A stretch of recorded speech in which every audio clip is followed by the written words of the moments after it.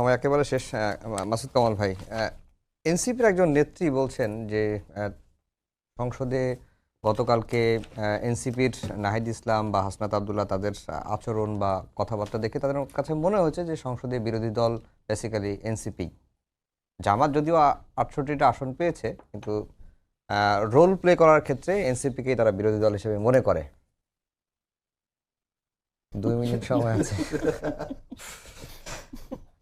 শুনেন ভাই, এটা বলে তো লাভ নাই। আমি আগেও বলেছি, এখন অনেকে আমাকে বলে যে আপনি তো বলছিলেন যে এনসিপি একটা আসন পাবে না। আমি বলছিলাম কিন্তু আগে, আপনাদের এখানে হয়তো বলছিলাম।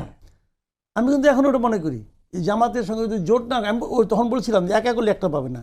আমি প্রথমে বলছিলাম, তো তারা তো বলছে যে এনসিপি তো এবং আত্মতৃপ্তিমূলক কথাবার্তা, তো এটা বলেও যে আরাম পায় বলতে দেন, এই আপনার না করেন না, না আটকায়েন না।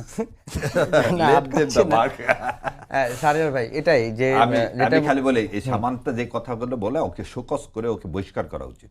এবং আপনার মাধ্যমে বলতে এনসিপিকে আজকে আমি আজ দুপুরবেলা বলছি যে এই মেয়েটাকে বহিষ্কার করা উচিত ইমিডিয়েটলি। কারণ তার কি তার হারানোর বেদনা, যে সে তো কিছু হতে পারেনি, তাকে কোনো জায়গায় ডাকে না। এখন সেই কারণে আমার যেটা মনে হয় যে এটা না করলে দলে যতখানি, ভাই যেটা বললে একটা আসন দেখান তো।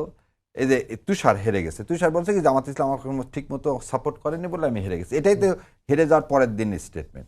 তাহলে এনসিপির দ্বারা যদি জামাত জিততো তাহলে রে ভাই আপনারা এই কথাটা হয় কেমন? তার মানে এই মেয়েগুলো আতাতাই, এরা হচ্ছে এই জুলাই সনদের সাথে। কারণ আপনি অ্যাসাসিনেট করে এনসিপির যে জায়গায় যাওয়ার কথা ছিল সেই জায়গায় যেতে পারেননি কেন? এই মূল্যায়নটা করেন।